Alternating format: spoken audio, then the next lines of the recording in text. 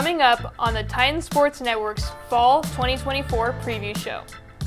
Women's soccer and men's water polo joins us in the studio today. Volleyball returns to Titan Gym for a redemption season. And Titan softball says farewell to a legend and welcomes a new familiar face. All this and more on ESPN+. At the start of their season, Cal State Fullerton's preview shows will feature every team in Titan athletics. This show was designed and curated by broadcast students and student athletes at Cal State Fullerton to showcase the preparation and undertaking that Titan athletes commit to. Anecdotes, accomplishments, and other special attributes are highlighted. It all starts right here on ESPN+. Welcome to Titan Sports Network's Fall 2024 preview show. I'm Janae Perez. And I'm Marissa Lavazari. It's an exciting time for Titan athletics as a new school year begins. CSUF sports teams are once again on the hunt to bring the Big West title back home. After a strong showing last year, women's soccer is back and more determined than ever to make this season one for the books. With the majority of our players returning, the Titans have spent the entire offseason fine-tuning their skills and expanding on their team culture. They put in the work, and now it's time to see that dedication pay off on the field. Last season, the Titans finished the season with an 8-5-7 record overall and went 6-1-3 in conference play. The team had a rough start in the Big West Conference, falling to UC Riverside 1-3 in their season opener. With a 5-game winning streak to close out conference play, they secured the top spot and earned the right to host the Big West Championship Tournament. Despite their strong finish, the Titans faced a tough quarterfinal match against UC Irvine, where they battled hard but ultimately fell 0-1.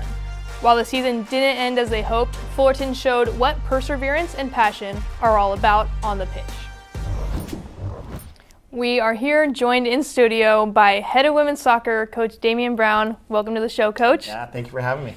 Let's get right into it. What are some key areas of focus that you have set for this team? Well, it's interesting you say the word focus. That's really one of the things that we've been on with the women with is just keeping our focus first, our focus on us as a team and how it is that we want to play. Second, our focus on us as individuals, making sure that we're healthy, doing the right things off the field with the thought that if we can focus on our team, focus on ourselves, we're putting ourselves in a pretty good position to be successful.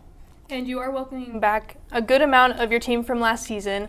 What can you say about the team chemistry and dynamic and how that will affect them on the field? Yeah, for us, this is really kind of a process. When we started it last fall, we graduated 2 women from last year's team, and we knew going into that season that we were going to have at least 4 semesters with the same nucleus of players. And so this, for us, is just really a continuation of what we did last year. Last season, we won the conference. Unfortunately, we lost in the tournament earlier than what we had liked to have. But we really do feel like it's a continuation of, and so our maturity, our leadership within the group is fantastic. And do you have any set message that this team lives by, plays by? Yeah, we talk about a couple different things. One of them is play like seniors. We want our women to really play with the maturity and the importance of what a senior class does. And the next is numbers on the wall. And for us, that means, playing at a level that's going to get us into the NCAA tournament. And then that is obviously represented by the numbers that they put down on the wall for us. And so those 2 things, along with the idea of focus, are all things that kind of drive us towards where we're going right now. Is there anything specific that you are most excited for? I think for us, really, our non-conference schedule is fantastic. We have games coming with Stanford. We take a big trip to the University of Connecticut, Boston College. We host the number 7 team, Pittsburgh, into Titan Stadium. We have a tremendous schedule that's going to give us the opportunity to see some of the country's best players, best programs. And if we do it right, I think put us on a level that we all would like to be on, which is considered nationally as one of the top programs. And obviously the non-conference schedule is just as important as the conference schedule. When you get to conference play, who do you think is going to be the most challenging team to look out for? Yeah, and it's a really interesting question. Our conference is so dynamic. Obviously, Long Beach, Irvine are both fantastic programs. Cal Poly's of terror. I mean, they're doing great, and they will continue to do well. I think from top to bottom within our conference, every game's difficult. Mm-hmm. Obviously, there are some that are on our schedule that are earmarked as really big games, but every game in our conference is a challenge. And as we get ready to gear into conference play, let's kind of take a look at this preseason poll. As many believe that the Beach of Long Beach State will take home the Big West title this season, Cal State Fullerton, along with Cal Poly, are projected to land in the top 3. With the loss of their goalkeeper, UCI dropped down in the rankings as they are projected to finish in 4th.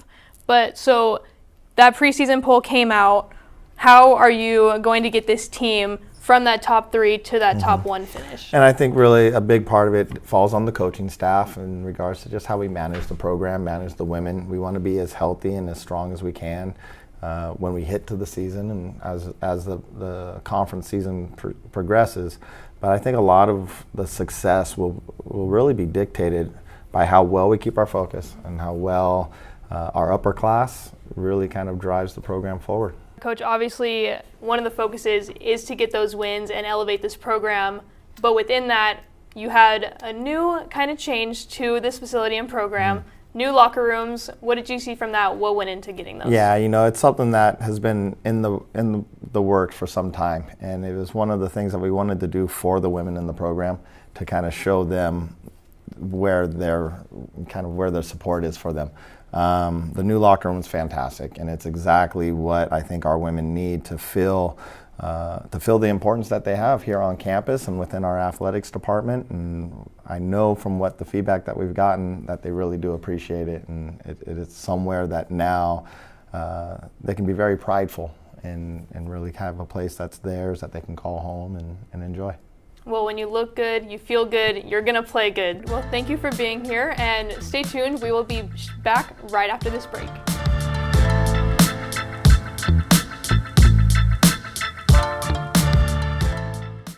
It's easy to play it safe, but that's not our story.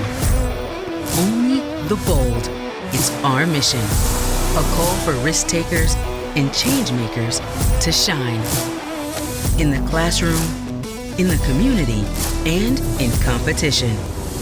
Bold is our past, our future, our passion. Bold is the next level. The Big West, only the bold. Now we will turn our attention towards the 2024 fall season of Fullerton men's soccer. After an impressive 2023 campaign, where our Titans finished as Big West regular season champions with a strong 12-5-3 overall record, we're entering the season with a fresh new squad. With 17 new players joining the ranks, this year's team brings a mix of fresh talent and determination to build on last season's success. We're excited to see how this dynamic group will rise to the challenge. These are the players to keep an eye out for this season. 2 freshmen to watch include Julian Borgia, who is a 3-time All-Conference selection, a 2-time MVP, 2-time All-CIF selection, 3-year captain, and another freshman to keep an eye on is Jose De La Torre. Born and raised in Moreno Valley, holds the record for the most goals scored in a game and the most goals scored in a season. Here are some of the transfers expected to make an impact. Matthew Sacristan, who is a sophomore, attended Grand Canyon University for 1 year. Born in Barcelona and raised in Madrid, Giannis Requa is another sophomore transfer who attended Robert Morris for 1 year. He was born and raised in Brussels, Belgium. And another transfer that we're going to keep an eye out for is Brandon Limes. He is a graduate student, a goalkeeper. He played at CSU Bakersfield, but has an extra year of eligibility. He was ranked 34th in the country, Big West Defensive Player of the Week. And our very own Lydia Kelly had the chance to sit down with Coach George Kuntz and talk about his approach to this new season and the expectations that he has for his players this season. Lydia? That's right, everyone. Soccer season is here for the 24-25 year. I had the honor to sit down with head coach George Kuntz to learn a little bit more about his story and what we can expect for the upcoming year.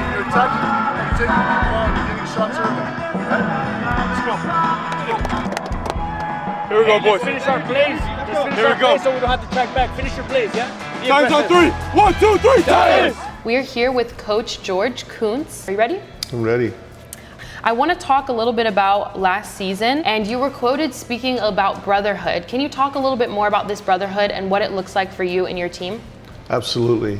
Every team has a family element. You know, you're sharing so many emotions with the teammate, and so that brotherhood keeps you together. And we understand that every player in the locker room is recruited for a purpose. They all have a quality, otherwise they would not be in this locker room. That's what creates that dynamic, that brotherhood. Yes, I think a lot of that plays into that part is really the campus culture and what culture are you as a coach are creating for your team.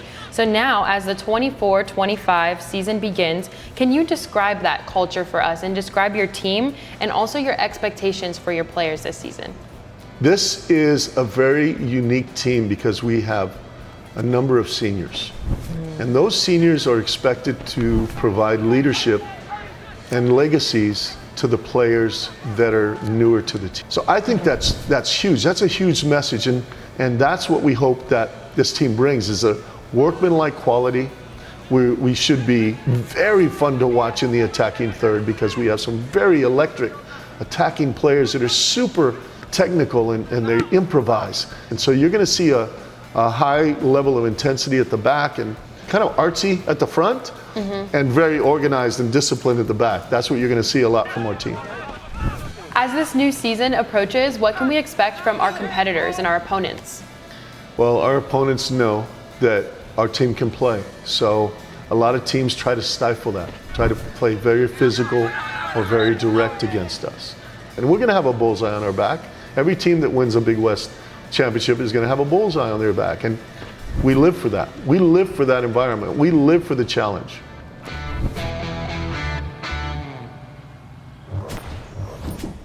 Now, Janae, we've heard a lot about both of our women's and men's soccer programs. You are a student athlete. You're a women's soccer player.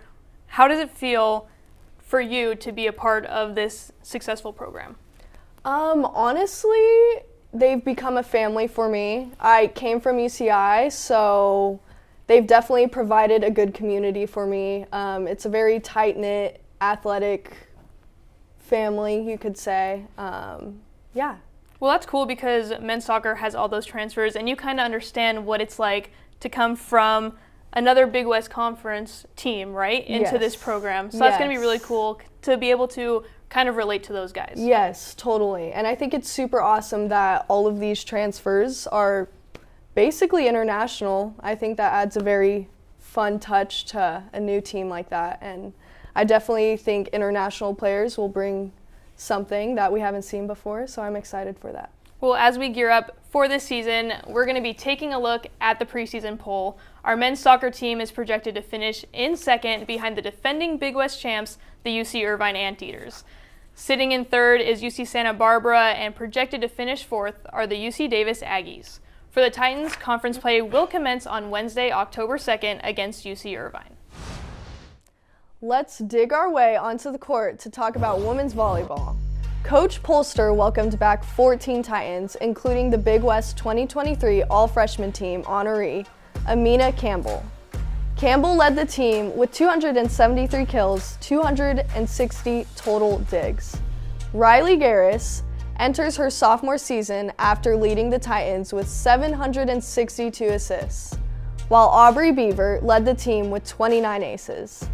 The Titans add one newcomer to the roster, freshman libero Riley Sangdara from Eastvale, California. In her senior year in high school, Sangdara ranked number 55 for most digs in California with 464.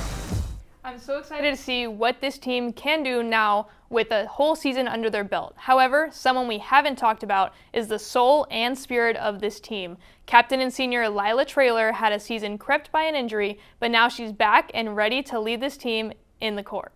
Francisco Molina has the story. The time has arrived for a fresh start for Cal State Fullerton's women's volleyball program. Following a year full of ups and downs, head coach Nicole Polster is ready to get this young team into action. Last season, we were really young. We had a learning experience last fall. We worked really hard in the spring, in the gym, in the weight room, getting stronger, jumping higher, getting faster. Leading this new change of culture is none other than Captain and Senior Lila Traylor. On the court, she's a leader. She's our captain, and she's competitive. Like, she'll hold everyone accountable. When she's not on the court or she's not in the gym, you can feel it and you can hear it. I love seeing how much she's grown and how much she's taken that on for herself. I think that was a big thing that I've always been comfortable in, is being a vocal leader, always being somebody who's talking, calling out where somebody can hit, go for every ball, make an effort, be encouraging and supportive of your teammates, no matter what. Traylor is aiming for a year of redemption, returning from an injury that forced her to change her approach as a leader. Welcome, everybody. It's Joey Virgilis alongside with my partner, Robbie Loya at the Big West. So in our first home game against American, we had already lost the first 2 sets, and we were in the third set. You have 8 service errors. I ended up going for a ball and serve receive. 3 for American. And again, that's just a lot of free points that you just don't want to commit to. Okay, 2 in a row now for American. We mentioned no lead. Again, we do have a player down on the floor. I was on the court when it happened. She dove, and then it was just like she was just on the floor, and I was like, uh-oh. You're giving it your all. That's Lila Traylor for Cal State Fullerton. Kind of felt my arm was extended and it went inward, and I ended up tearing about 60% of my UCL and was out for probably 10 games, I think. You know right now you just want to make sure that she's okay. So it was obviously tough on a personal level. In that period of time when I wasn't able to be on the court, I felt like I learned a lot about myself. Again, on leadership while not being on the court is something I hadn't really had to experience in my time at Fullerton, especially with a lot of new girls on the team that I wanted to kind of take under my wing and show a little bit more. But they all stepped up to the challenge and how they played during those couple weeks, and that they were supportive of me and always checking in on how I was doing and if I would be back on the court soon. And it was really good having them all on the court and getting experience and working hard. With full health and a chip on their shoulder, Lila and the Titans are ready to make a comeback this season. Cal State Fullerton volleyball culture is we go hard. We are going to work every day in practice so that when it comes game time, we can show off. We didn't have the best season last year, so it's like we're going to come in and we're going to come in hard. It's going to be a competitive game, and we're going to play as hard as we can. It's representing a program that has always wanted to work hard, and it shows who we are, not only just as volleyball players, but also the kind of program that wants to foster that. With volleyball letting go of the past and focusing on the new season, this team has a lot of things to look forward to. While the polls says differently, this team has a full year of experience to bring to the Big West. For our women's volleyball program, Big West play will begin on Tuesday, September 24th at Titan Gym against the UC Irvine Anteaters. Stay tuned, we've got more on the TSN Fall Preview Show. We say goodbye to a Titan legend and take you on a trip to Paris, where CSUF sports media students had a chance to cover the 2024 Olympic Games. Don't go anywhere.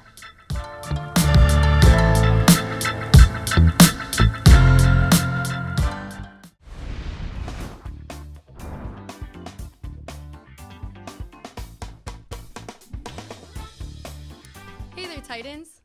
Welcome to Titan Talk, where we dive into all things Cal State Fullerton. Today, we've got something super exciting to chat about, our very own Titan Sports Network. That's right. Now, imagine this. You can support Titan Sports right at your fingertips. The games are streamed live for you to enjoy wherever you are. How awesome is that? I'm talking about those heart-pounding moments, the nail-biters, the victories, all happening in real time. And you don't even have to leave your dorm room. Now, here's the best part. You can be a part of the action, cheering on your fellow Titans, supporting your fellow students, and showing that Titan pride. So what are you waiting for? Follow at Titan Sports Network on all platforms to learn all about the upcoming live streams on Titan Sports.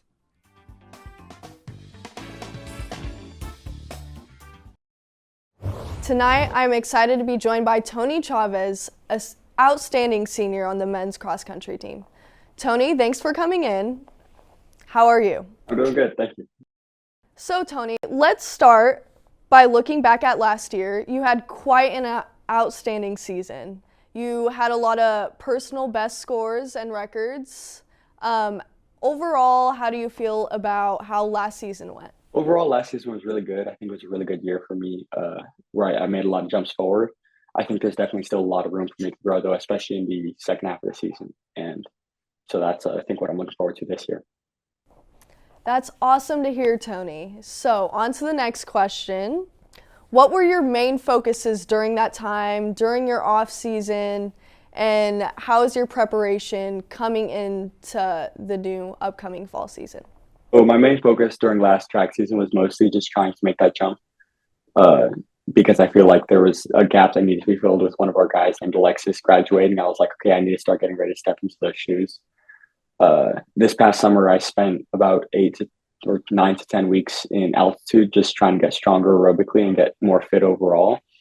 And between last season and this season, I got injured with an ACL injury, so it's fine now. But it's just been making sure I don't go too far while still trying to push my limits.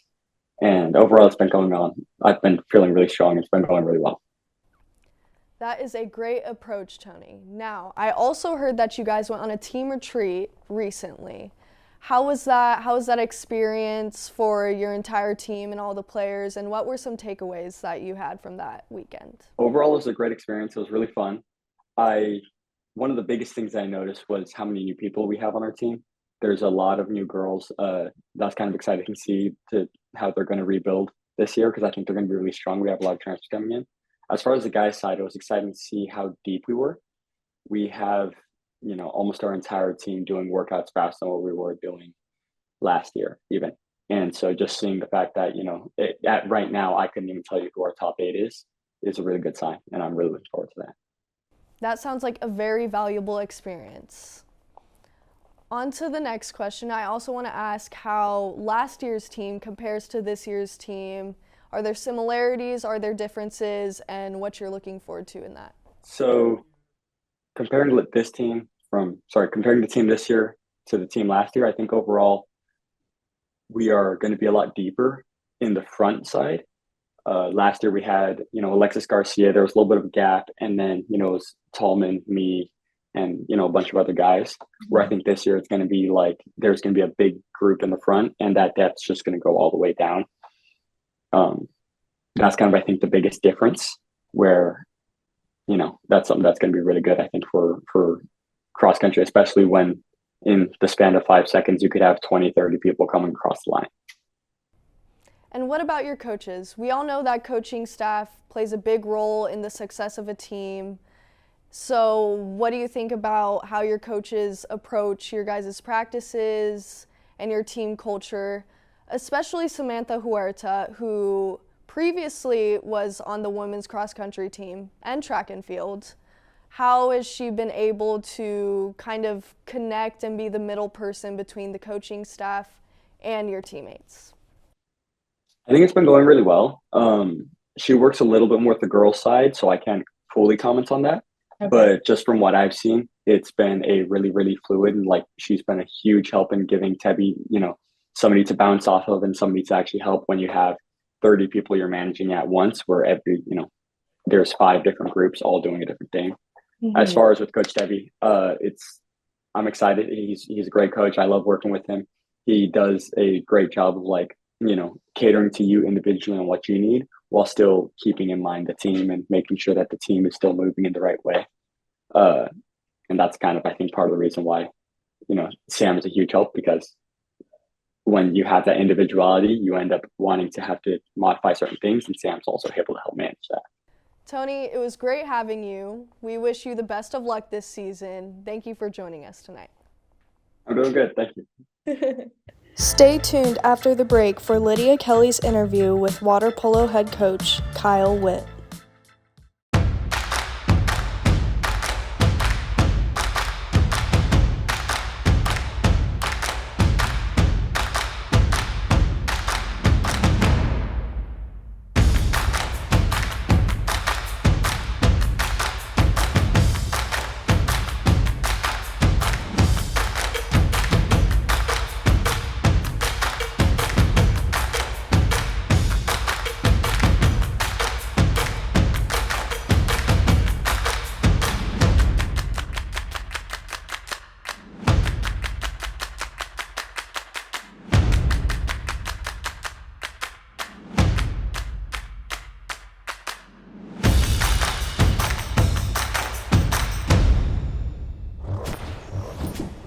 we have the privilege to be here with men and women's water polo coach Kyle Witt. Hi there. Thanks for having me.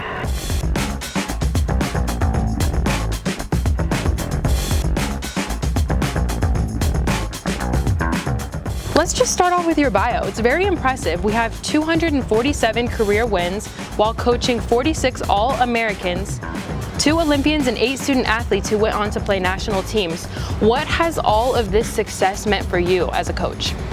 It means that people share your vision, and that's something I'm very excited for here at Fullerton. So you have this experience starting water polo programs from scratch. What does it mean to start Cal State Fullerton's water polo program since it is so new? And what do you think stands out about Cal State Fullerton's program than any of these others that you've coached at or played for? Water polo is a sport that has been well established here in Southern California, and to start this program up again after about 25 years of it not existing and start from scratch and to build a culture from nothing to something is really an opportunity not a lot of people get to have, and that's something I really cherish and I was really excited for. And Fullerton it's water polo, aquatics, the beach, all these things kind of come into play, and I think that's been a big draw here as well. Let's talk about those goals and expectations for your incoming players. I know you've maybe recruited players on Cal State Fullerton's campus and also in the local community. What expectations do you have for your returners as well as your new players on the team? So for the men's program, last year I think we finished the season ranked RPI number 26. We want to improve upon that number. Every recruit we talk to, any player we talk to, any current player we talk to, how do we improve on that? What do you have to do to improve? What does the team have to do to improve? So they have some lofty goals this year. We want to get above a 500 record. We were right at 500 last year, so we hit that number, but we want to be above that number. Our conference is the number 1 or 2 ranked RPI conference on the men's side, so it's really high, really tough competition. So if we get 3 conference wins and come in middle of the conference, we'll be ranked number 10 in the country. So it's a pretty high goal for us to have. I want to say too, those numbers really do speak for themselves, because having your entire team for men's water polo return, it shows that they want to be here. They're ready for the caliber, they're ready for the challenge, and they're ready to be taught by an incredible coach. I think the simplest thing to expect is just the acceptance of pressure. Come watch us play, and you're going to get to see one of the best programs on campus. You're going to see a bunch of men work super hard for that university, for that letter on their chest. They're going to work as hard as they can, and they're going to do their best to perform and to succeed. And we're going to be playing some of the highest level competition. So when you show up here to support us, you're watching the sport being played at the highest level. Wow, what an incredible story. Now come join me in the stands so you can become a Titan fan. Now back to you in the studio. Welcome back. Now it's time to talk about all things men's water polo. Water polo is ready to make a splash in their second season after finishing their inaugural 2023 season with a 500 average. Head coach Kyle Witt returns key players including Twan Osbeck, who led the Titans with 58 goals and 41 assists, earning himself 2 honorable mention awards from the Big West and the ACWPC All-America. We are joined here in studio with men's water polo's co-captain Nico D'Angelo. Welcome to the show. Thank you. Before we talk about this season, I kind of want to just talk about how it was for you to be a part of this inaugural team last year. Last year, it was an amazing opportunity. I mean, to start a program is such a unique, special thing that many people don't have to do. The teams that have been around for 50, 60 years, but to be a part of the team and really building what the culture of the program is going to be for years and years to come is such an honor and such a special experience for all of the team. And honestly, it was a successful first season, but what does this team this year have to do in order to get above that split record? Last year we had a very successful season with our split record, but I think this year is going to be even a tougher challenge. We've given ourselves a much harder schedule, playing more top 20 teams, giving more competition, but we've had the whole year, the whole off-season get to know each other. The start of last year, I didn't know any of these guys' names. I had to meet them for the first time. We played water polo a month later. Now we've had a year to practice together, train together, grow stronger on and out of the pool. And obviously you talk about how this team is moving into the season with each other. Everyone came back for the most part. There's a couple new faces, but who should fans and opponents be on the lookout for with this team? I think 2 players who've really worked really hard from the team last year who have been building throughout the offseason, Jacob Hatch and Dominic Hernandez, are going to contribute even more than they did last year. They were already helping us a lot, but I think this year of getting in the system and kind of developing the chemistry, they've really started to rise above. And talking with Coach Witt and the team, that idea of narrowing the gap between you and these top teams, what have you seen him change from last year to this year in practice in order to bridge that gap? The big difference from this year to last year is what we're doing in practice. Last year was kind of learning what are we doing, how are we going to have anything that resembles a system. Like earlier you mentioned, we didn't even know our names last year at this time. I knew these guys like 2 weeks at this point. Now we have a year, we have a system, so now we're starting to play what's our water polo going to be. We've done the off season figuring out what our strengths and weaknesses are and how we can use them and blend them together. Now it's going to be time to really put them together in practice. Coach Witt has really done a good job about developing a system so everyone's on the same page. And obviously the Big West Conference is a tough conference to be in, but what is it going to take for you guys to win that first Big West game?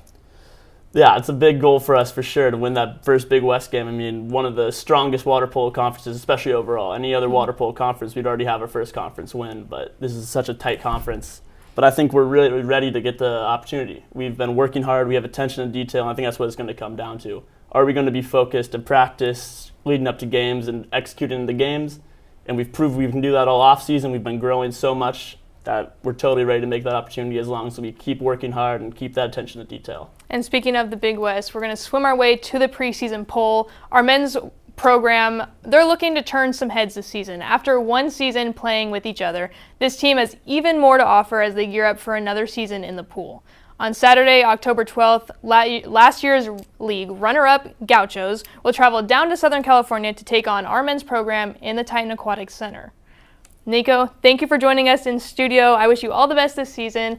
We'll be right back after this short break.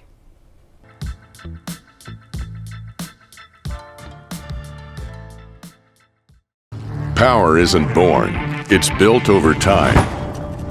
For over 65 years, Hercules Tires has been providing the muscle to move more drivers, whatever the vehicle, whatever the terrain, and we back it with a powerful protection plan. So wherever the road or the trail takes you, we have the selection, value, and strength to get you there. Hercules Tires, ride on our strength. Welcome back to Cal State Fullerton's preview show. A lot of things have happened during the off-season, including Kelly Ford announced her retirement after a successful 31 seasons of coaching experience. The third all-time head coach in the Titans' 45-year softball history enters retirement with 865 total wins between Fullerton and Mount San Antonio. 410 of those wins came as head of Titan softball. She proudly welcomed home Titan great Gina Oaks Garcia before the 2024 season as an assistant coach. The return of the great Gina Oaks continues.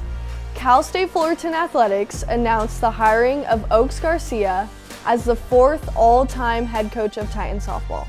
Oaks Garcia served as a coach the Titans to a perfect game, 2 no-hitters, and 3 Pitcher of the Week awards. For Oaks Garcia, it is nothing short of special, being able to lead this program with her outpouring Titan pride. 26 aspiring sports journalists from CSUF, including myself and other members of the Titan Sports Network team, recently returned from a 3-week study abroad program in Paris to cover the 2024 Summer Olympic Games. It was a trip of a lifetime, helping all of us prepare for our future careers. Here's a taste of what our adventure entailed.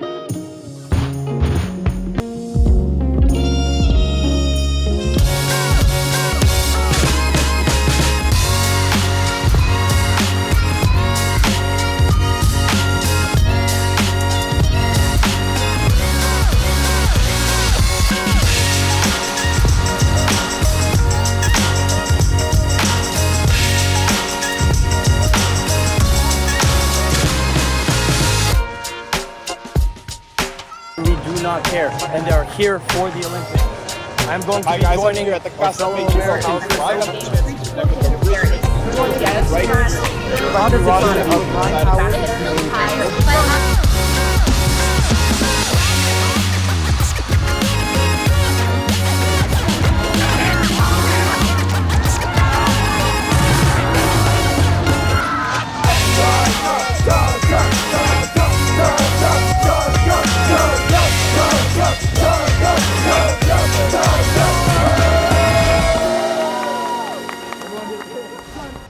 Wow, that looks like quite the experience. It was definitely the most amazing trip I've ever been on. We got to learn what it's like to actually cover sports at the highest level. I mean, most of us want to go into sports reporting of some sort, so to be there and put that on our resume was unreal. And I'm sure to be in another country in a different culture was quite the experience as well. It was something. I mean, some of the students that were there, it was their first time out of the country, so being able to do this, say I cover the Olympics as an undergrad student, no one else will be able to say that. Yes. Well, I'm glad you had that experience, and I wish I was there. Well, with that being said, we want to thank all of you guys for tuning in to the Titan Sports Network's Fall Preview Show. Until next time, I'm Marissa Lavazari. And I'm Janae Perez. Please support your Titan athletics. Tusks up, and goodbye. Perfect. That was good. That was really good.